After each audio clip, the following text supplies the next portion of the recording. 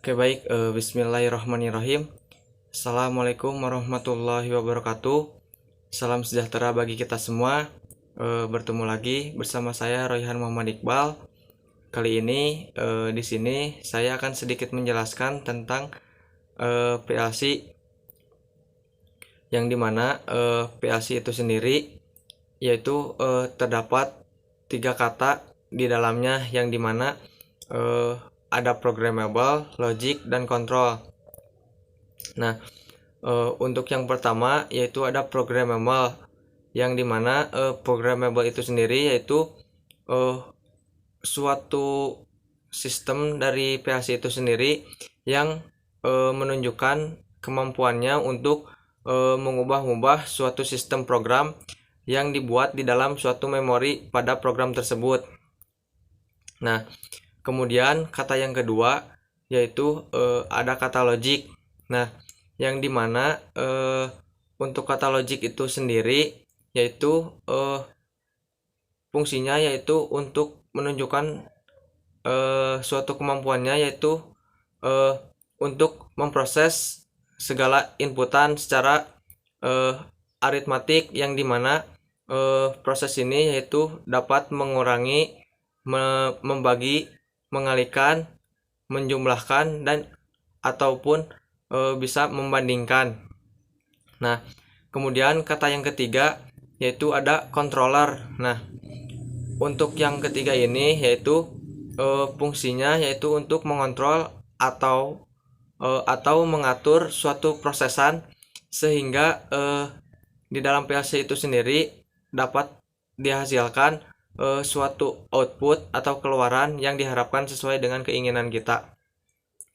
Nah, untuk garis besarnya yaitu PLC yaitu merupakan suatu sistem yang dirancang untuk menggantikan suatu rangkaian, diantaranya yaitu rangkaian seperti relay. Nah, di dalam suatu sistem kontrol ini, PLC ini selain dapat diprogram, nah PLC ini juga dapat dikendalikan ataupun dioperasikan karena PLC ini tidak harus untuk orang-orang yang memiliki ilmu khusus. Nah,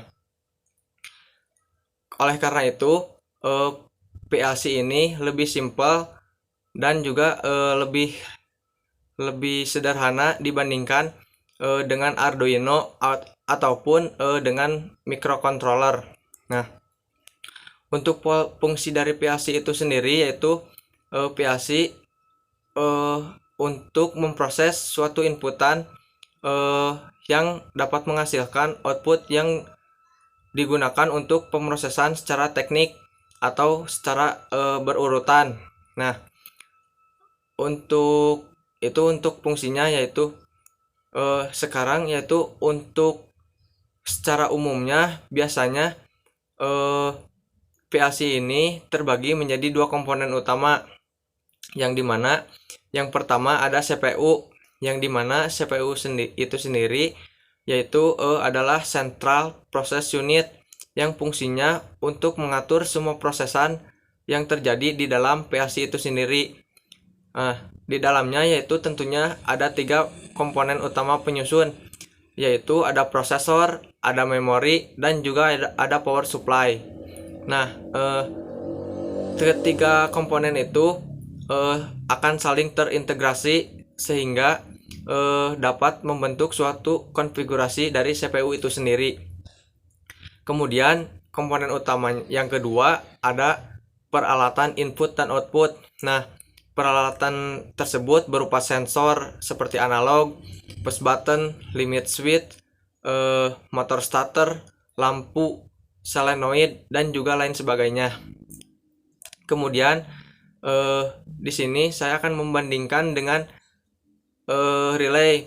Perbandingan PLC dengan relay yaitu perbandingan PLC atau perancangan PLC ini awalnya digunakan untuk menggantikan sistem kontrol seperti relay yang tentunya tidak fleksibel, karena PLC ini yaitu bersifat software yang artinya fungsi dari kontrol tersebut dapat mudah diubah, yaitu cukup dengan mengganti programnya melalui software.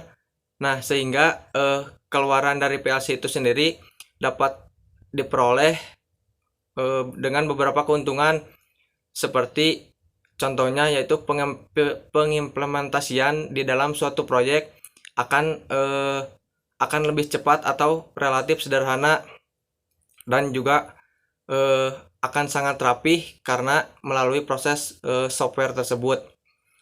Kemudian di sini selain perbandingan dengan relay, di sini saya akan membandingkan PLC dengan microcontroller.